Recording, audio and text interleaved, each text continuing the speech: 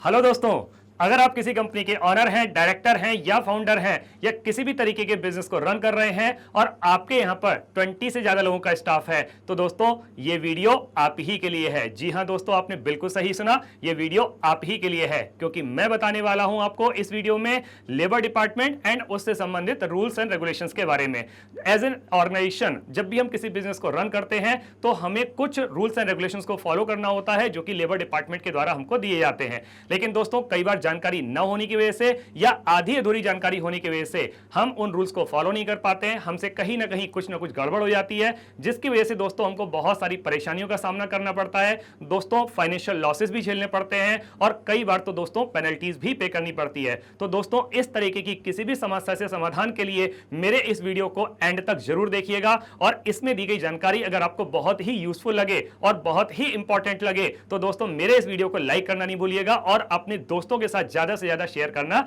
नहीं भूलिएगा। दोस्तों इससे पुराने वीडियोस के अंदर मैं लेबर डिपार्टमेंट द्वारा दिए गए एक particular act, equal remuneration act के बारे में आपको मैं पूरा विस्तार से बता चुका हूं, पूरा डिटेल में बता चुका हूं, पॉइंट टू पॉइंट बता चुका हूं। इसके अलावा दोस्तों हम MP shop and establishment act के बारे में भी पूरा डिटेल में बात कर चुके हैं, पॉइंट टू पॉइंट बात कर चुके हैं। इनसे पुराने वीडियोस के अंदर दोस्तों हम बोनस पेमेंट एक्ट से रिलेटेड जो भी रूल्स एंड रेगुलेशंस हैं जो हमें एज एन ऑर्गेनाइजेशन फॉलो करने चाहिए, उनके बारे में भी हम पूरा डिटेल में बात कर चुके हैं, उसको समझ चुके हैं दोस्तों। तो इसके अलावा दोस्तों जो हमारा ये पर्टिकुलर एक्ट है, मिनिमम वेजेस एक्ट से रिलेटेड जो रूल्स हैं वो भी हम उसके point number 1, point number 2, point number 3 and point number 4 के बारे में भी डिटेल में समझ चुके हैं। तो दोस्तों आज के इस वीडियो में हम मिनिमम वेजेस एक्ट से रिलेटेड पॉइंट नंबर 5 के बारे में पूरा डिटेल में बात करेंगे, पूरा डिटेल में समझेंगे कि ये हमसे कौन से रूल को फॉलो करने के लिए कहता है। तो दोस्तों अगर आपने मेरे ये पुराने वीडियोस नहीं देखे हैं तो दोस्तों जाकर के जरूर देखिएगा, और इसमें दी गई जानकारी अगर आपको बहुत ही अच्छी लगे, बहुत ही यूजफुल लगे आपके लिए,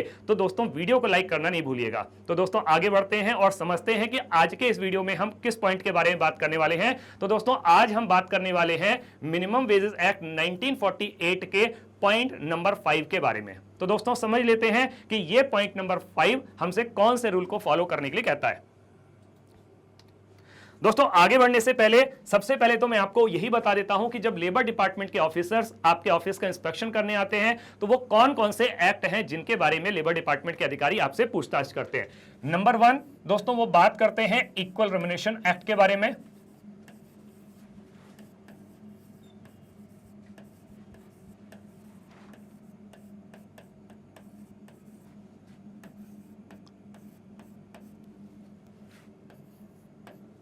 नंबर 2 पर दोस्तों लेबर डिपार्टमेंट के अधिकारी जब आपके ऑफिस का इंस्पेक्शन करने आते हैं तो वो बात करते हैं MP shop and establishment act के बारे में।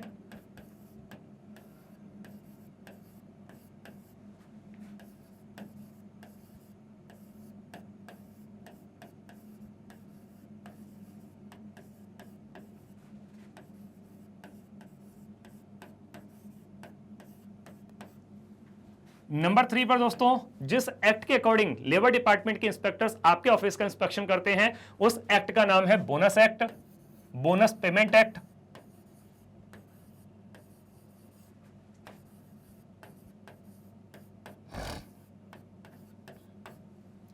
नंबर 4 पर दोस्तों जिस एक्ट के अकॉर्डिंग लेबर डिपार्टमेंट के ऑफिसर्स आपके ऑफिस का इंस्पेक्शन करते हैं वो है minimum wages act.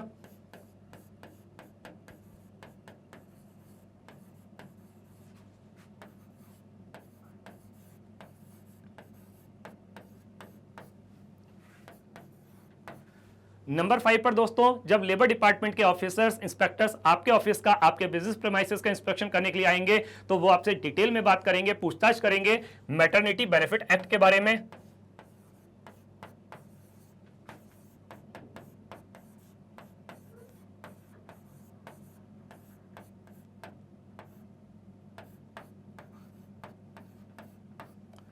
And last number 6 पर दोस्तों जिस एक्ट के अकॉर्डिंग लेबर डिपार्टमेंट के ऑफिसर्स आपके ऑफिस का, आपके बिजनेस का इंस्पेक्शन करेंगे उस एक्ट का नाम है चाइल्ड एंड एडोलेसेंट लेबर।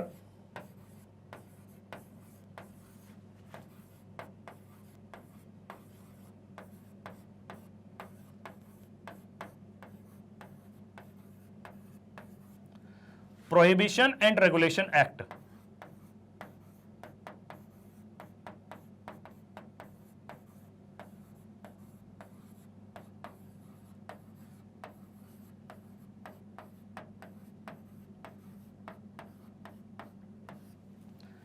दोस्तों पुराने वीडियोस के अंदर हम इक्वल रेम्युनरेशन एक्ट के बारे में पूरा विस्तार से समझ चुके हैं। इसके दोस्तों मैंने आपको 4 डिफरेंट वीडियोस के जरिए पॉइंट टू पॉइंट इस एक्ट को समझाया है। नंबर 2 पर दोस्तों हम MP shop and establishment act के बारे में भी 18 डिफरेंट वीडियोस के जरिए पूरा डिटेल में समझ चुके हैं, पूरा पॉइंट टू पॉइंट बात कर चुके हैं। दोस्तों यहां पर आपके मन में एक छोटा सा क्वेश्चन आ रहा होगा कि यहां पर मैंने एमपी मध्य प्रदेश क्यों लिखा है। दोस्तों चूंकि ये वीडियो मैं मध्य प्रदेश स्टेट से बना रहा हूं, इसीलिए मैंने यहां पर मध्य प्रदेश का इस्तेमाल किया है। दोस्तों हो सकता है कि आप किसी अदर स्टेट से बिलोंग करते हो, तो आप जिस स्टेट से बिलोंग करते हैं उस स्टेट के अकॉर्डिंग ही ये एक्ट हो जाएगा। दोस्तों हो सकता है कि आप झारखंड से बिलोंग करते हैं तो ये Jharkhand shop and establishment act हो जाएगा। हो सकता है दोस्तों आप छत्तीसगढ़ से बिलोंग करते हैं तो ये Chhattisgarh shop and establishment act हो जाएगा। इसके बारे में भी हम पूरा डिटेल में समझ चुके हैं। दोस्तों पुराने वीडियोस में हम बोनस पेमेंट एक्ट से रिलेटेड भी पूरा विस्तार में बात कर चुके हैं। इसके भी दोस्तों मैंने 6 डिफरेंट वीडियोस के जरिए पॉइंट टू पॉइंट एक एक चीज को समझाया है। इसके अलावा दोस्तों पुराने वीडियोस में हम मिनिमम वेजेस एक्ट से related point number 1, point number 2, point number 3 and point number 4 के बारे में भी पूरा डिटेल में अलग अलग वीडियोस के जरिए समझ चुके हैं। आज के इस वीडियो में हम मिनिमम वेजेस एक्ट के पॉइंट नंबर 5 के बारे में बात करेंगे। दोस्तों आने वाले जो वीडियोस होंगे उनके अंदर हम मैटरनिटी बेनिफिट एक्ट के बारे में भी पूरे डिटेल में समझेंगे कि ये मैटरनिटी बेनिफिट एक्ट हमसे कौन से रूल को फॉलो करने के लिए कहता है। और लास्ट में दोस्तों जो मेरे फ्यूचर वीडियोस आएंगे उसमें हम चाइल्ड एंड एडोलेसेंट लेबर से संबंधित जो एक्ट है कि किस चीज पर प्रतिबंध है, हमें क्या करना चाहिए या क्या नहीं करना चाहिए, उससे संबंधित भी हम पूरा डिटेल में बात करेंगे, उसको डिटेल में समझेंगे। दोस्तों आगे बढ़ते हैं। अब जब लेबर डिपार्टमेंट के अधिकारी आपके ऑफिस का इंस्पेक्शन करने आते हैं तो उनके पास में एक फॉर्म होता है और पूरा का पूरा प्रॉपर सर्वे करने के बाद में, पूरी डिटेल को फिल करने के बाद में उस फॉर्म की एक कॉपी वो आपको दे करके जाते हैं। तो दोस्तों फॉर्म किस तरीके का होता है, कुछ इस तरीके का फॉर्म है। इसका ये पेज नंबर 1 है, इसका एक पेज नंबर 2 भी है जो कि हम अगली स्लाइड पे डिस्कस करेंगे। तो दोस्तों पहले तो हम यही समझ लेते हैं कि इस फॉर्म के अंदर ऐसी कौन सी जरूरी जानकारी है जो हमको जाननी चाहिए। तो दोस्तों देखिए, आप देख ही पा रहे होंगे कि सबसे पहले यहां पर लिखा हुआ है निरीक्षक का नाम। सबसे पहले लिखा हुआ है निरीक्षक का नाम, यानी कि वो पर्टिकुलर इंस्पेक्टर साहब जो आपके ऑफिस का इंस्पेक्शन कर रहे हैं या करने के लिए आने वाले हैं, उनका नाम यहां पर लिखा जाएगा। उसके बाद में किस पर्टिकुलर डेट में इंस्पेक्शन किया जा रहा है वो डेट भी लिखी जाएगी। किस पर्टिकुलर टाइम पर इंस्पेक्शन किया जा रहा है वो टाइम भी यहां पर लिखा जाएगा। और साथ में दोस्तों किस प्लेस पर इंस्पेक्शन किया जा रहा है तो वो भी लिखा जाएगा। जैसे कि दोस्तों वीडियो में भोपाल में बना रहा हूं, तो अगर यहां पे ये इंस्पेक्शन भोपाल शहर के अंदर हो रहा है तो वो यहां पर भोपाल लिख करके जाएंगे। इसके बाद में दोस्तों जैसा कि मैंने अभी आपको बताया कि जब लेबर डिपार्टमेंट के अधिकारी आपके ऑफिस का इंस्पेक्शन करने के लिए आएंगे तो वो 6 डिफरेंट एक्ट के अकॉर्डिंग वो आपके ऑफिस का इंस्पेक्शन करेंगे और उसी के लिए हर एक एक्ट के अकॉर्डिंग अलग अलग फॉर्म भी वो आपको फिल करके देंगे पूरा कंप्लीट डिटेल इंस्पेक्शन करने के बाद में। तो दोस्तों ये जो पूरा का पूरा फॉर्म आप देख पा रहे हैं ये केवल और केवल मिनिमम वेजेस एक्ट 1948 के डिफरेंट पॉइंट से रिलेटेड है, जो कि हम पूरा विस्तार से समझेंगे। इसके अलावा दोस्तों यहां पे आप जिस नाम से अपनी कंपनी को या अपने बिजनेस को रन कर रहे हैं वो नाम लिखा जाएगा और साथ में आपका उस ऑफिस का एड्रेस भी लिखा जाएगा। आपकी कंपनी की, आपके बिजनेस एस्टेब्लिशमेंट की जो ईमेल आईडी है वो भी लिखी जाएगी और आपके बिजनेस का, आपके ऑर्गेनाइजेशन का जो मोबाइल नंबर होगा, फोन नंबर होगा, वो भी यहां पर लिखा जाएगा। इसके बाद में दोस्तों जब हम कभी भी किसी बिजनेस को स्टार्ट करते हैं तो हमें एक रजिस्ट्रेशन नंबर मिलता है, रजिस्ट्रेशन कराना होता है, रजिस्ट्रेशन नंबर मिलता है, वो रजिस्ट्रेशन नंबर भी यहां पे लिखा जाएगा। और साथ में नेचर ऑफ बिजनेस, यानी कि हम किस तरीके के बिजनेस को कर रहे हैं वो भी यहां पर लिखा जाएगा। हो सकता है कि दोस्तों हम किसी रेस्टोरेंट को रन कर रहे हैं, किसी होटल को रन कर रहे हैं, किसी थिएटर को रन कर रहे हैं, कोई अम्यूजमेंट पार्क हो सकता है, वाटर पार्क हो सकता है। तो इस तरीके से जिस भी तरीके के बिजनेस को आप रन कर रहे हैं तो वो बिजनेस की डिटेल यहां पर लिखी जाएगी। एग्जाम्पल के लिए ले लेते हैं कि सपोज कि आप किसी होटल को रन कर रहे हैं तो वो यहां पर होटल लिख करके जाएंगे। इसके बाद में दोस्तों आपकी कंपनी के जो मालिक हैं, जो ऑनर हैं, उनका पूरा नाम और उनका एड्रेस यहां पर लिखा जाएगा। साथ में आपकी कंपनी के अंदर टोटल मिलाकर के कितने लोगों का स्टाफ काम कर रहा है, उसमें मेल और फीमेल अलग अलग उनका नंबर कितना है, ये डिटेल भी यहां पर लिखी जाएगी। एग्जाम्पल के लिए ले लेते हैं कि आपकी कंपनी के अंदर मान लेते हैं कि जो 40 हैं वो मेल वर्कर काम कर रहे हैं और 40 ही जो है महिलाएं यानी कि फीमेल वर्कर्स काम कर रहे हैं, तो टोटल मिलाकर के नंबर हो जाता है दोस्तों 80। अब यहां पे दोस्तों वैसे तो ये जो इंस्पेक्शन लेबर इंस्पेक्टर करते हैं वो ऑनर की प्रेजेंस में ही करते हैं, लेकिन कभी कभी दोस्तों ऐसा हो सकता है कि जिस समय पर लेबर डिपार्टमेंट के अधिकारी इंस्पेक्शन करने आ रहे हैं, जो आपके कंपनी के ऑनर हैं वो अवेलेबल ना हो। तो क्या लगता है कि अगर ऑनर अवेलेबल नहीं है तो लेबर डिपार्टमेंट के जो ऑफिसर हैं वो अपना काम नहीं करेंगे? जी नहीं दोस्तों, वो तो अपना काम करने के लिए आए हैं और वो तो अपना काम करेंगे ही करेंगे, तो वो भले ही ऑनर के एब्सेंस में करें। तो अब किसकी प्रेजेंस में करेंगे? तो दोस्तों वो कंपनी के कोई और अदर इंपॉर्टेंट पर्सन हो सकते हैं, जैसे कोई मैनेजर हो सकते हैं, कोई ब्रांच ऑफिसर हो सकते हैं। तो ऐसे करके जो भी पर्टिकुलर इंपॉर्टेंट पर्सन अवेलेबल होंगे उनकी प्रेजेंस में इंस्पेक्शन किया जाएगा, और जिसकी प्रेजेंस में इंस्पेक्शन किया जाएगा उनका नाम भी यहां पर लिखा जाएगा, वो ऑर्गेनाइजेशन में किस पोस्ट पर है वो भी यहां पर डिटेल में लिखा जाएगा। अब दोस्तों इनकी प्रेजेंस में ये इंस्पेक्शन किया गया, ये यहां पर लिखा गया है। अब यहां पे दोस्तों जो हम बात कर रहे हैं मिनिमम वेजेस एक्ट से रिलेटेड, तो यहां पे कौन कौन से सेक्शंस हैं जिनके अकॉर्डिंग ये सर्वे किया जाता है, इंस्पेक्शन किया जाता है। तो यहां पे दोस्तों देख पा रहे हैं 18, 19, 14, 17 एंड 24 के अंतर्गत, यानी कि ये डिफरेंट सेक्शंस हैं जिनके अकॉर्डिंग ये पूरा का पूरा इंस्पेक्शन किया जा रहा है मिनिमम वेजेस एक्ट से रिलेटेड। अब दोस्तों आप देख पा रहे होंगे यहां पे कि यहां पे पॉइंट नंबर 1, 2, 3 से लेकर के 13 और आगे भी एक दो पॉइंट हैं जो पूरे के पूरे इतने सारे डिटेल्स यहां पर दिए गए। तो दोस्तों आप चूंकि देख पा रहे हैं कि ये इतने सारे पॉइंट हैं, तो इन सारे के सारे पॉइंट से रिलेटेड एक सिंगल वीडियो में कवर कर पाना पॉसिबल नहीं है। तो दोस्तों इसीलिए आपके बेनिफिट के लिए मैंने हर एक पॉइंट के अलग अलग वीडियोस बनाए हैं। तो दोस्तों इन सारे के सारे वीडियोस को एंड तक जरूर देखिएगा, और इसमें दी गई जानकारी अगर आपको बहुत ही अच्छी लगे और बहुत ही यूजफुल लगे तो दोस्तों वीडियो को लाइक जरूर कीजिएगा। तो दोस्तों आज के इस वीडियो के अंदर हम कौन से पॉइंट के बारे में बात करने वाले हैं? यहां पे हम बात करने वाले हैं पॉइंट नंबर 5 के बारे में, उसके बारे में हम पूरा डिटेल में समझेंगे। अब दोस्तों यहां पे पूरा इंस्पेक्शन करने के बाद में लेबर अधिकारी क्या करते हैं कि किसी जगह पर वो यस लिख देते हैं, कहीं पर नो लिख देते हैं, कहीं पर वो यस लिखेंगे, कहीं पर नो लिखेंगे। तो दोस्तों क्या लगता है, क्या वो अपने मन से जहां मन किया कि वो यस लिख दिया, जहां मन किया नो लिख दिया, ऐसा होता है क्या? जी नहीं दोस्तों, ऐसा तो नहीं होता है। लेबर अधिकारी जो है वो सारा का सारा पूरा का पूरा कंप्लीट इंस्पेक्शन करते हैं, और कंप्लीट इंस्पेक्शन करने के बाद में पॉइंट टू पॉइंट जिस पॉइंट में उनको ऐसा लगता है कि आपकी ऑर्गेनाइजेशन वो रूल को फॉलो कर रही है, लेबर डिपार्टमेंट के जो रूल्स हैं, कंप्लायंसेस हैं, उनको फॉलो कर रही है, तो उस जगह पर वो यस लिख करके जाएंगे। और किसी जगह पर हो सकता है कि आपकी ऑर्गेनाइजेशन, आपकी कंपनी, आपका एस्टेब्लिशमेंट उस रूल को फॉलो नहीं कर पा रहा है, तो उस जगह पर वो नो लिख करके जाएंगे। दोस्तों आपके मन में आ रहा होगा कि यार हमारी कंपनी तो सारे रूल्स को फॉलो करती है, तो फिर वो नो क्यों लिख करके जाएंगे? जी नहीं दोस्तों, ऐसा नहीं है। कहीं ना कहीं कभी ना कभी ऐसा हो जाता है कि हमारी जानकारी ना होने की वजह से हमसे किसी ना किसी रूल के अंदर कोई ना कोई जो चूक है वो हो ही जाती है, और अगर किसी भी जगह पर कोई वायलेशन हो जाएगा तो फिर तो वो नो लिखेंगे ही लिखेंगे। दोस्तों मैं इसका एक छोटा सा एग्जांपल आपको बताता हूं। जैसे कि आपको मालूम ही है कि जब हम किसी बिजनेस को स्टार्ट करते हैं तो हमें उसका रजिस्ट्रेशन कराना होता है। हमने लेबर डिपार्टमेंट में जाकर के रजिस्ट्रेशन करा लिया, रजिस्ट्रेशन सर्टिफिकेट की एक कॉपी आपको मिल गई, आपने उस रजिस्ट्रेशन सर्टिफिकेट की कॉपी को ला करके अपने ऑफिस की फाइल में जमा दिया, लगा दिया उसको। तो क्या लगता है कि क्या आपने सारा रूल फॉलो कर लिया? जी नहीं दोस्तों, इसमें एडिशनली एक रूल और ये भी कहता है कि आपको उस रजिस्ट्रेशन सर्टिफिकेट की एक कॉपी अपने बिजनेस प्रीमाइसेस के अंदर किसी विजिबल, किसी प्रोमिनेंट प्लेस पर लगा करके रखनी है।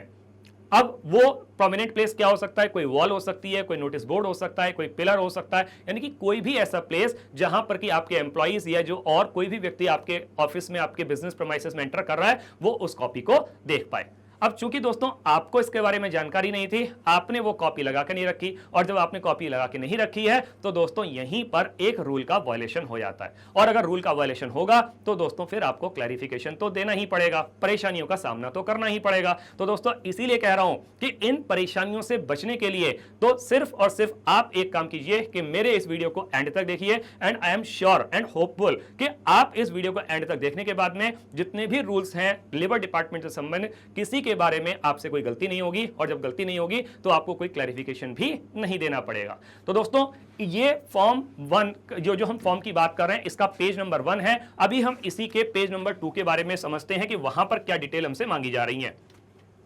तो दोस्तों जब लेबर डिपार्टमेंट के अधिकारी इंस्पेक्शन के लिए आएंगे तो मिनिमम वेजेस एक्ट से रिलेटेड वो सिर्फ फॉर्म ही फिल नहीं करेंगे, रिकॉर्ड्स ही नहीं देखेंगे, वो आपके कंपनी के अंदर जो एम्प्लॉइज अवेलेबल हैं उनका स्टेटमेंट भी रिकॉर्ड करेंगे, यानी कि उनसे भी पूछताछ करेंगे। तो दोस्तों लिखा हुआ है कि कार्यरत श्रमिकों और कर्मचारियों का कथन दर्ज किए गए, यानी कि उनसे पूछताछ करके यहां पे डिटेल रिकॉर्ड की जाएगी, डिटेल यहां पर लिखी जाएगी। अब कौन कौन सी डिटेल वो उन एम्प्लॉइज से पूछताछ करेंगे, कितने एम्प्लॉइज से पूछताछ करेंगे, तो समझ लेते हैं। ऐसा कोई फिक्स नंबर नहीं है कि ये 5 से ही करेंगे 10 से, उनकी मर्जी है, वो 4 से भी कर सकते हैं, 2 से भी कर सकते हैं, 10 से भी कर सकते हैं, उनकी मर्जी है। अब यहां पे जब वो डिटेल रिकॉर्ड करेंगे तो सबसे पहले तो ये सीरियल नंबर ही दिया हुआ है 1 2 3 4 5 जितने भी एम्प्लॉइज का वो स्टेटमेंट रिकॉर्ड करते हैं। उसके बाद में जो सबसे पहले क्या है, श्रमिक का नाम एवं पता, यानी कि जिस एम्प्लॉय से पूछताछ की जा रही है उसका नाम लिखा जाएगा, उसका एड्रेस लिखा जाएगा, वो किस तरीके के काम को कर रहा है, वो कोई कंप्यूटर ऑपरेटर हो सकता है, वो कोई सेल्स एंड मार्केटिंग डिपार्टमेंट में हो सकता है, किसी मैन्युफैक्चरिंग यूनिट में हो सकता है,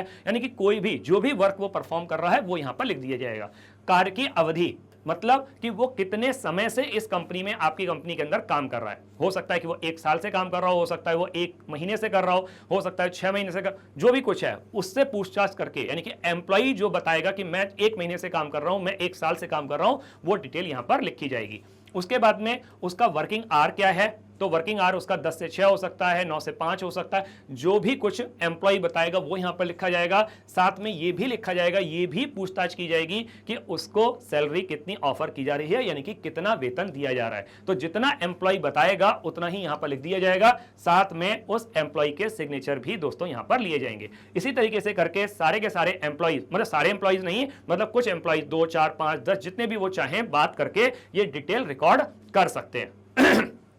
इसके अलावा दोस्तों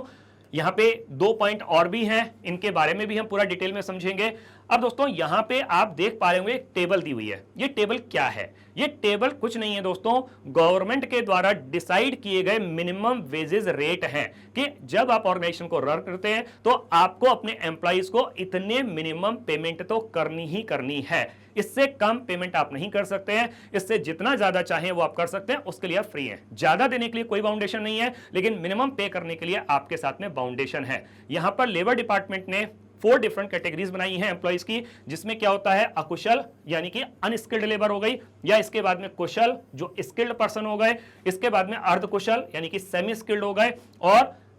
उच्च कुशल यानी कि हाई स्किल्ड पर्सन हो गए। ये 4 डिफरेंट कैटेगरीज हैं, एंड 4 डिफरेंट कैटेगरीज के लिए जो अमाउंट डिसाइड की गई है गवर्नमेंट के द्वारा वो अलग अलग है। समझ लेते हैं क्या अमाउंट है ये। जैसे कि अगर आपका कोई अनस्किल्ड लेबर है तो उसके लिए डिसाइड किया गया है 393 रुपीज पर डे, जो कि मंथली अगर हम कैलकुलेट करें तो आता है 10,225 रुपीज। अगर हम एक स्किल्ड लेबर की बात करते हैं तो उसका मिनिमम वेजेस है 479 रुपीज पर डे, जो कि अगर हम मंथली कैलकुलेट करें तो आता है 12,460 रुपीज पर मंथ। इसके अलावा अगर हम सेमी स्किल्ड पर्सन की बात करते हैं तो वो है 426 रुपीज पर डे, और मंथली कैलकुलेट करें तो आ जाता है 11,082 रुपीज। और अगर हम एक हाई स्किल्ड पर्सन की बात करते हैं तो वो है 529 रुपीज पर डे, और मंथली आ जाता है 13,760 रुपीज। दोस्तों एक चीज जरूर से ध्यान रखने की यहां पर, वो क्या है, नंबर 1 कि ये जो रेट मैंने आपको बताए हैं ये रेट एमपी गवर्नमेंट के जो मिनिमम वेजेस एक्ट है उसके अकॉर्डिंग है। दोस्तों आप अदर स्टेट से बिलोंग कर सकते हैं, तो आपके स्टेट के अकॉर्डिंग ये जो मिनिमम वेजेस रेट हैं ये अलग अलग हो सकते हैं, नंबर 1 चीज। नंबर 2 चीज क्या है, यहां पे दोस्तों एक डेट लिखी गई है कि ये जो रेट एप्लीकेबल है ये 1 अक्टूबर 2024 से एप्लीकेबल है। तो हो सकता है दोस्तों कि जिस टाइम पर आप इस वीडियो को देख रहे हो सकता है 2 महीने बाद, 6 महीने बाद, 1 साल बाद, जब भी वीडियो देख रहे हैं तो उस पर्टिकुलर टाइम पर ये रेट क्या है ये चेंज हो गए हो सकते हैं, तो इसको क्रॉस वेरीफाई जरूर कर लीजिएगा। तो यहां पे रेट 1 अक्टूबर से एप्लीकेबल वाले दिखाए गए हैं, तो हो सकता है दोस्तों कि ये रेट जब वीडियो देखें आप तो बदल चुके हो, स्टेट के अकॉर्डिंग अलग हो सकते हैं एंड टाइम के अकॉर्डिंग भी अलग हो सकते हैं, तो इसको क्रॉस वेरीफाई जरूर कर लीजिएगा। तो ये सिर्फ आपके लिए एक एग्जांपल के तौर पर मैंने यहां पर लेकर के आया हूं। दोस्तों यहां पर लिखा हुआ है उपरोक्त अनुसार उल्लंघन के संबंध में। अब उल्लंघन कैसा, अब कौन से उल्लंघन यानी कि कौन से वायलेशन की बात कर रहे हैं, तो वायलेशन ऐसे हो सकता है दोस्तों कि आपको इन मिनिमम वेजेस के बारे में जानकारी नहीं थी। हम एक एग्जांपल ले लेते हैं दोस्तों, यहां पे समझ लेते हैं कि आपको जानकारी नहीं थी। हम एक एग्जांपल लेते हैं किसका, अनस्किल्ड लेबर का लेते हैं, जिसको कि आपको मंथली 10,225 रुपीज पे करने। अब ये अक्टूबर से एप्लीकेबल है। जनवरी के मंथ में, जनवरी 2025 में लेबर इंस्पेक्टर आते हैं, आप उस एम्प्लॉय को, अनस्किल्ड लेबर को 8,000 रुपीज पर मंथ दे रहे हैं, बट देने कितने थे आपको, 10,225 देने थे। तो मतलब क्या हुआ, 2,225 रुपीज आप कम पे कर रहे हैं उसको। तो दोस्तों अब यहां पे अक्टूबर, नवंबर, दिसंबर, जनवरी, क्योंकि जब जनवरी में सर्वे हुआ तब भी आपने इतना ही दिया, तो ये 4 महीने का जो डिफरेंस है ये आपको उस एम्प्लॉय को पे करना पड़ेगा, और फ्यूचर के लिए जो भी रेट एप्लीकेबल है वो अप्लाई करने पड़ेंगे। तो इसके हिसाब से उसको एरियर पे करना पड़ेगा। तो वही चीज लिखा हुआ है कि अगर कोई उल्लंघन है के संबंध में आपको क्लैरिफिकेशन भी देना होगा उपरोक्त अनुसार निर्धारित दर से, और एरियर भी देना होगा, यानी कि उस एम्प्लॉय को आपको एरियर भी देना होगा। तो इस एरियर को पे करने के बाद में, एरियर मतलब होता है सिंपली दोस्तों कि जो डिफरेंस है, जो कम अमाउंट आपने पे किया है उसको एरियर बोलते हैं। तो उसके साथ में भुगतान करके तो आपको लेबर डिपार्टमेंट के अधिकारी कुछ समय देंगे, जैसे कि उसमें आपको 7 डेज का टाइम दिया या 10 डेज का टाइम दिया, इतने दिनों के अंदर आपको अपना क्लैरिफिकेशन लेबर डिपार्टमेंट के ऑफिस में जाकर के प्रॉपर डॉक्यूमेंट के साथ में सबमिट करना होगा। आपको ये बताना होगा कि किस पर्टिकुलर एम्प्लॉय को जो कम वेतन दिया जा रहा था उतना एरियर आपने उसको पे कर दिया है, इस पर्टिकुलर डेट में पे कर दिया है। तो दोस्तों पूरा फॉर्म फिल करने के बाद में, पूरा इंस्पेक्शन करने के बाद में, यहां पे जो लेबर इंस्पेक्टर ने इंस्पेक्शन किया है उनके सिग्नेचर लिए जाएंगे, आपकी कंपनी की एक सील भी लगवाई जाएगी, मोहर लगवाई जाएगी, और साथ में जिन इंपॉर्टेंट पर्सन की प्रेजेंस में इंस्पेक्शन किया गया उनके भी सिग्नेचर यहां पर लिए जाएंगे। कंप्लीट इंस्पेक्शन करने के बाद में दोस्तों इसकी एक कॉपी आपको दी जाएगी, आपकी ऑर्गेनाइजेशन को दी जाएगी, और दूसरा कॉपी लेबर डिपार्टमेंट के अधिकारी अपने पास रखेंगे। आगे समझते हैं दोस्तों कि ये जो पॉइंट नंबर 5 है हमसे क्या कहता है, कौन से रूल को फॉलो करने के लिए कहता है। तो दोस्तों हम इस वीडियो के अंदर जो बात कर रहे हैं, हम बात कर रहे हैं मिनिमम वेजेस एक्ट 1948 के पॉइंट नंबर 5 के बारे में बात कर रहे हैं। ये पॉइंट नंबर 5 क्या कहता है, कटौतरा पंजीयन फॉर्म क्रमांक 2 में। तो सबसे पहली बात क्या है, यहां पे ये जो डिटेल रिकॉर्ड करनी है दोस्तों आपको फॉर्म 2 में करनी है। अब ये फॉर्म 2 कैसा है, कैसा दिखता है, वो भी मैं इसी वीडियो के अंदर मैं आपको दिखाऊंगा बाद में। इसमें रूल कौन सा लग रहा है दोस्तों, रूल लग रहा है 20:1 रूल के अकॉर्डिंग ये संचारित है, ये आपको रिकॉर्ड मेंटेन करना है, maintenance of the fine register. तो बेसिकली क्या है यहां पे, ये जो हम कटौतरा पंजीयन बोल रहे हैं दोस्तों, ये है आपका फाइन रजिस्टर। ये दोस्तों क्या है आपका, ये फाइन रजिस्टर है जो कि आपको मेंटेन करना है, और वो भी फॉर्म 2 के जो फॉर्मेट है उसके अकॉर्डिंग दोस्तों आपको मेंटेन करना है। ठीक है, एज पर रूल 22(1). ठीक है, अब इसका एक्सप्लेनेशन क्या कहता है, एक्सप्लेनेशन समझ लेते हैं। According to minimum wages act 1948, तो मिनिमम वेजेस एक्ट 1948 के अकॉर्डिंग फाइन रजिस्टर, ये फाइन रजिस्टर आपको मेंटेन करना ही करना है, is typically maintained in form 2, और ये भी फॉर्म 2 के फॉर्मेट के अकॉर्डिंग दोस्तों आपको मेंटेन करना है अंडर रूल 22(1), विच मैंडेट्स, ये मैंडेट करता है, कंपल्सरी करता है दैट एम्प्लॉयर्स रिकॉर्ड, कि एम्प्लॉयर को ये रिकॉर्ड मेंटेन करना जरूरी है, रिकॉर्ड ऑल डिडक्शंस, कि जो भी डिडक्शंस आप अपनी एम्प्लॉइज की सैलरी में से कर रहे हैं उसका रिकॉर्ड रखना आपको जरूरी है, मेड फ्रॉम एम्प्लॉय वेजेस, कि जो एम्प्लॉय के वेजेस से जो भी आपने कटौती की है, जो भी कटौतरा किया गया है, वो आपको उस रजिस्टर में फॉर्म 2 के अकॉर्डिंग मेंटेन करना जरूरी है ड्यू टू फाइन्स। और ये भी कौन से कटौती की बात कर रहे हैं, ये बात कर रहे हैं फाइन की, कि आपने अपने एम्प्लॉय के ऊपर किसी भी तरीके का कोई फाइन इंपोज किया है तो वो आपको यहां पे रिकॉर्ड रखना है। इंश्योरिंग ट्रांसपेरेंसी, तो साथ में ट्रांसपेरेंसी रखनी है, and compliance with the rules, और साथ में रूल्स के अकॉर्डिंग कंप्लायंस भी मेंटेन करने हैं regarding imposing fines on workers, कि जो फाइन आप वर्कर पे इंपोज कर रहे हैं वो आपके जो लेबर लॉज हैं उसके कंप्लायंस के अकॉर्डिंग ही होना चाहिए। ऐसा नहीं है कि अपनी मनमर्जी से जो मर्जी फाइन आपने लगा दिया अपने एम्प्लॉय के ऊपर, जो मर्जी नहीं, जो रूल है उसके अकॉर्डिंग आप फाइन लगा सकते हैं। So this register must detail the employees name, अब इसके अंदर जो रिकॉर्ड मेंटेन करने हैं आपका एम्प्लॉय का नाम होना चाहिए, डेट ऑफ ऑफेंस, कि किस पर्टिकुलर डेट में उसने कोई गलती की है। ऑफेंस यहां पर क्या है, ऑफेंस कोई बहुत बड़ा क्राइम नहीं है, लेकिन एम्प्लॉय से अगर किसी भी तरह की गलती हुई है, बाय डिफॉल्ट हुई है, तो वो यहां पर आपको रिकॉर्ड रखना है कि किस तारीख में हुआ, नेचर ऑफ द ऑफेंस, किस तरीके की गलती उसने की है। हो सकता है कि कोई उसकी नेग्लिजेंस की वजह से गलती हुई हो, या कोई और अनरीजनेबल रीजन हो सकता है, या किसी भी तरीके कोई रीजन हो सकता है, तो वो जो भी है कि उसको आपको लिखना है। अमाउंट ऑफ फाइन इंपोज, साथ में यह भी मेंटेन करना है कि आप उस गलती की वजह से उसके ऊपर कितना फाइन लगाने वाले हैं, and any explanations given by the employ, और साथ में यह भी लिखना है कि अगर आपके एम्प्लॉय ने किसी भी तरीके का कोई एक्सप्लेनेशन दिया, ठीक है, गलती हो गई एम्प्लॉय से, गलती हो गई, ठीक है, बट उस गलती के लिए एम्प्लॉय अपना एक्सप्लेनेशन दे रहा है बिफोर डिडक्शन, डिडक्शन से पहले उसने अपना एक्सप्लेनेशन दिया, अगर आपको एक्सप्लेनेशन सूटेबल लगता है तो हो सकता है कि आप वो डिडक्शंस करें ही ना, उसके ऊपर फाइन इंपोज ही ना करें। अगर उसने कोई एक्सप्लेनेशन नहीं दिया तो आप फाइन इंपोज कर रहे हैं, तो डिडक्शन से पहले अगर उसने कोई एक्सप्लेनेशन दिया है तो वो भी यहां पे इस रजिस्टर के अंदर उसको रिकॉर्ड करना है।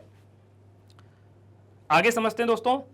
रिक्वायर्ड डिटेल्स, कौन कौन सी डिटेल्स यहां पे रिक्वायर्ड हैं। जैसे मैंने अभी बताया आपको, एम्प्लॉय नेम चाहिए, डेट ऑफ ऑफेंस चाहिए, नेचर ऑफ ऑफेंस चाहिए, explanation given by the employ if any, कि अगर किसी वजह से आपके एम्प्लॉय ने कोई भी एक्सप्लेनेशन दिया है, अगर दिया है तो रिकॉर्ड रखना है, उसको मेंटेन करके रखना है, और अगर नहीं दिया है तो कोई इश्यू नहीं है। अमाउंट ऑफ फाइन इंपोज, आपने कितना फाइन इंपोज किया उसके ऊपर, and date of reduction, fine आपने लगाया, मान लिया कि आपने 20 मार्च को लगाया है फाइन, उसने गलती की, 20 मार्च को आपने फाइन लगा दिया कि 1000 रुपीज फाइन लगेगा आपके ऊपर, बट आप उसका डिडक्शन कब कर रहे हैं, डिडक्शन कर रहे हैं आप उसके फर्स्ट, मतलब जो अप्रैल की सैलरी है उससे, यानी कि 1 अप्रैल को, या 31 मार्च को, जो मार्च मंथ की सैलरी बन रही है जो कि आप 1 अप्रैल को पे करने वाले हैं, उसमें से आपने डिडक्शन किया, तो डिडक्शन की डेट हो जाएगी आपकी 1 अप्रैल। इस तरीके से करके ये रिकॉर्ड मेंटेन करने हैं दोस्तों। इंपॉर्टेंट कंसिडरेशंस, अब यहां पे किस चीज का कंसिडरेशंस आप कर सकते हैं, प्रायर नोटिस, यानी कि डिडक्शन से पहले आपको उसको एक नोटिस देना जरूरी है अपने एम्प्लॉय को। So before imposing a fine, fine impose करने से पहले द एम्प्लॉयर मस्ट इन्फॉर्म, कि एम्प्लॉयर के लिए जरूरी हो जाता है कि वो इन्फॉर्म करें एम्प्लॉय को अबाउट द एलिज्ड ऑफेंस, कि उसने क्या गलती की है उसके बारे में। कई बार दोस्तों ऐसा भी हो सकता है कि उसे अननोइंगली कोई गलती हो गई हो, एम्प्लॉय को पता ही नहीं हो कि उसने गलती की है, तो एज एन एम्प्लॉयर जरूरी हो जाता है कि आप उसको नोटिस जरूर दें उसके फाइन लगाने से पहले, कि आपके ऊपर फाइन लगाया जा रहा है, उससे पहले नोटिस दिया जाए उसको, and give them a reasonable opportunity, और साथ में उसको एक अपॉर्चुनिटी देनी चाहिए टू एक्सप्लेन देयर साइड, कि वो अपने पक्ष को रख सके, अपने साइड को वो क्लियर कर सके कि उसे इस गलती के बारे में पता है, नहीं पता है, या गलती हुई तो क्यों हुई, किस वजह से हुई, वट एवर द रीजन, कि कोई भी तरीके के फाइन को इंपोज करने से पहले ये एक इंपॉर्टेंट कंसीडरेशन है, आपको प्रायर नोटिस देना जरूरी है।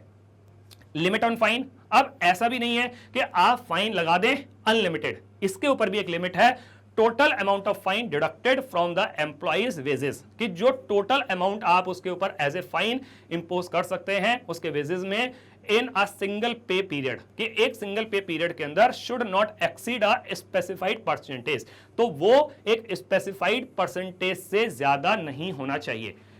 Of their wages as per the rule. तो ये रूल के अकॉर्डिंग है, तो रूल के अकॉर्डिंग हो सकता है कि उसके जो भी वेजेस हैं उसके 10% से ज्यादा आप डिडक्शन नहीं कर सकते, या 5% से ज्यादा नहीं कर सकते, या 20% से ज्यादा डिडक्शन नहीं कर सकते, कि पता लगा कि किसी पर्टिकुलर एम्प्लॉय की सैलरी है 10,000 और आपने उसके ऊपर फाइन लगा दिया 10,000 का, उसको 0 सैलरी मिल रही है, तो ऐसा नहीं कर सकते दोस्तों। हो सकता है कि रूल के अकॉर्डिंग आप ज्यादा से ज्यादा 10% फाइन लगा सकते हैं, तो 10% लगा दिया आपने इस महीने, और फिर अगले महीने कटौती कर ली, फिर उसके अगले महीने कर ली, तो ऐसे करके कंटिन्यूस बेसिस पर आप कर सकते हैं, बट एक सिंगल पीरियड के अंदर आप बहुत ज्यादा बड़ा अमाउंट उसके ऊपर फाइन नहीं लगा सकते। रिकॉर्ड कीपिंग, ये जो भी आप फाइन लगा रहे हैं इसका रिकॉर्ड रखना जरूरी है। फाइन रजिस्टर मस्ट मेंटेन, तो जो सबसे शुरू में ही मैंने आपको बताया फॉर्म 2 के अकॉर्डिंग आपको फाइन रजिस्टर को मेंटेन करना जरूरी है एक्यूरेटली, और वो भी बिल्कुल ठीक तरीके से होना चाहिए, एंड रिडली एक्सेसिबल, और साथ में एक्सेसिबल भी होना चाहिए, कि अगर लेबर डिपार्टमेंट के अधिकारी आपके ऑफिस का इंस्पेक्शन करने आते हैं तो आप उनको ये जो आपका फाइन रजिस्टर है इसको आप दिखा पाएं, और वो भी प्रॉपर फॉर्म 2 के according for inspection by labour authorities, कि जब भी कभी लेबर अथॉरिटीज आपसे मांगे उसको, तो आप इस फाइन रजिस्टर को उनको शो कर पाएं। सो दोस्तों देखिए, ये फॉर्म 2 है, इस फॉर्म 2 के अकॉर्डिंग ही आपको पूरी की पूरी डिटेल आपको मेंटेन करनी है दोस्तों। तो दोस्तों आप अपने बेनिफिट के लिए इस फॉर्म 2 की एक कॉपी लेकर के रख सकते हैं, इसका स्क्रीनशॉट ले लीजिए जल्दी से।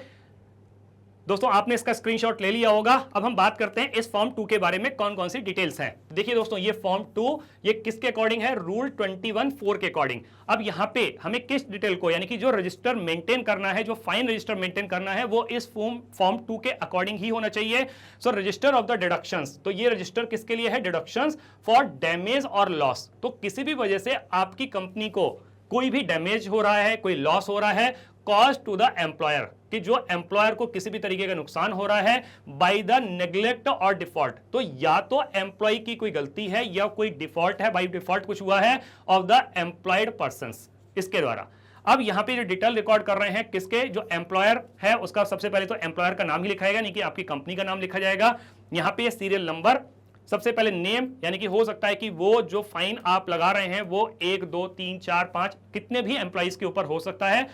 उसके बाद में उस एम्प्लॉय की डिटेल यहां पर लिखी जाएगी, फादर्स और हस्बैंड नेम, यानी कि सबसे पहले तो आपने एम्प्लॉय का नाम लिख दिया और उसके फादर का नेम, और अगर कोई मैरिड विमेन है तो उसके हस्बैंड का नाम लिखा जाएगा, उनका जेंडर लिखा जाएगा, मेल है या फीमेल है। उसके बाद में डिपार्टमेंट, यानी कि किस पर्टिकुलर डिपार्टमेंट में काम कर रहे हैं, हो सकता है कि कोई वो आपका सेल्स एंड मार्केटिंग डिपार्टमेंट हो, कंप्यूटर ऑपरेटर हो, या वो आपके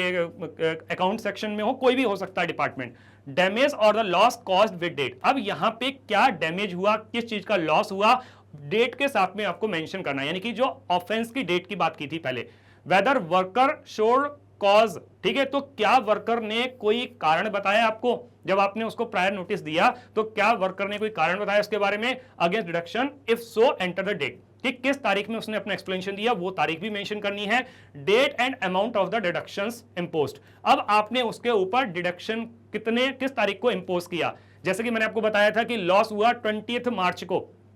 आपने 20 मार्च यहां पे मेंशन कर दिया, लेकिन इसकी कटौती कब की, यानी कि इस फाइन को आपने रियलाइज कब किया, वो किया आपने 1 अप्रैल, यानी कि 1 अप्रैल में जो सैलरी पे कर रहे हैं उसमें से आपने अमाउंट काटा, तो यहां पर हो गया वो date and the amount of the deduction imposed, date and amount of the fine imposed, कि किस डेट में आपने फाइन इंपोज किया, and date which fine realised, कि किस तारीख में आपने उस फाइन की रिकवरी की, एंड रिमार्क्स, अगर किसी तरीके को रिमार्क होता है तो वो भी आप यहां पर लिख सकते हैं। तो ये पूरा का पूरा इसी फॉर्मेट के अकॉर्डिंग, यानी कि फॉर्म 2 के अकॉर्डिंग ही ये फाइन रजिस्टर दोस्तों आपको मेंटेन करना है, क्योंकि जब लेबर डिपार्टमेंट के अधिकारी आपके ऑफिस में इंस्पेक्शन के लिए आएंगे तो ये फाइन रजिस्टर आपको उनको दिखाना ही है।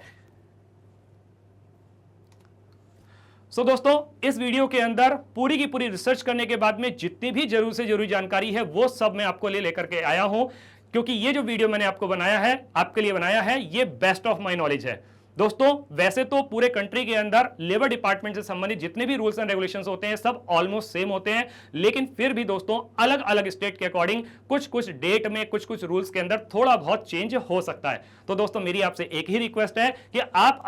अगर किसी अदर स्टेट से बिलोंग करते हैं तो आप अपने स्टेट के लेबर डिपार्टमेंट के अधिकारियों से मिलकर के इन सारे के सारे रूल्स को एक बार क्रॉस वेरीफाई जरूर कर लीजिएगा। दोस्तों, जैसा कि मैंने इस वीडियो के स्टार्टिंग में ही आपको बताया था कि आपकी कंपनी में अगर 20 से ज्यादा लोगों का स्टाफ है तो ये रूल भी सब पर इक्वली एप्लीकेबल नहीं होता है। हो सकता है कि किसी स्टेट में ये रूल एप्लीकेबल होता हो 50 से ज्यादा के एम्प्लॉय पर, कहीं पर हो सकता है कि दोस्तों ये जो लेबर लॉज हैं वो 100 से ज्यादा एम्प्लॉइज के ऊपर लागू होते हो। तो दोस्तों, जो भी रूल हैं, जितने भी पॉइंट मैं आपको बता रहा हूं, इन सारे के सारे के बारे में आप अपने लेबर डिपार्टमेंट के अधिकारियों से मिलकर के क्रॉस वेरीफाई जरूर कर लीजिएगा। दोस्तों, अगर आपने मेरा वीडियो एंड तक देखा है, मेरी ऐसी उम्मीद है, मेरा ऐसा मानना है कि इस पर्टिकुलर पॉइंट से रिलेटेड आपकी जो भी क्वेरी रही होंगी वो सब की सब सॉल्व हो गई होंगी। इसके अलावा भी दोस्तों, अगर किसी भी तरह की कोई भी और क्वेरी रह जाती है तो दोस्तों आप हमको कमेंट सेक्शन में भी बता सकते हैं, या फिर दोस्तों आप हमको ईमेल भी कर सकते हैं। आप ईमेल कहां पर करेंगे, आप ईमेल कर सकते हैं legal@pabbly.com पर। दोस्तों, यहां पर हमारी एक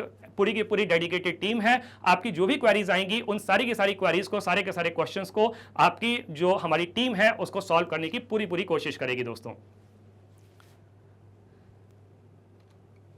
दोस्तों, अगर आपको ये मेरा वीडियो पसंद आया हो, इसमें दी गई जानकारी बहुत ही इंपॉर्टेंट एंड बहुत ही यूजफुल लगी हो, तो दोस्तों मेरे इस वीडियो को लाइक करना नहीं भूलिएगा। हाँ दोस्तों, अपने ज्यादा से ज्यादा दोस्तों के साथ में शेयर करना भी नहीं भूलिएगा, और दोस्तों चैनल को जरूर सब्सक्राइब कर दीजिएगा। और हाँ दोस्तों, एक और जरूरी बात कि बेल आइकन को प्रेस करना नहीं भूलिएगा, क्योंकि जब आप बेल आइकन को प्रेस करेंगे तो मेरे फ्यूचर में जो आने वाले वीडियोज हैं उनके सारे के सारे नोटिफिकेशन आपको मिलते रहेंगे और आपसे कोई भी वीडियो मिस नहीं होगा। तो दोस्तों, मिलते हैं इसी तरीके की एक और अमेजिंग जानकारी के साथ में, एक और इंपॉर्टेंट इंफॉर्मेशन के साथ में। तब तक के लिए दोस्तों आप अपना बहुत अच्छे से ख्याल रखिएगा, अपने बिजनेस का ख्याल रखिएगा। Take care and stay tuned. Thank you so much.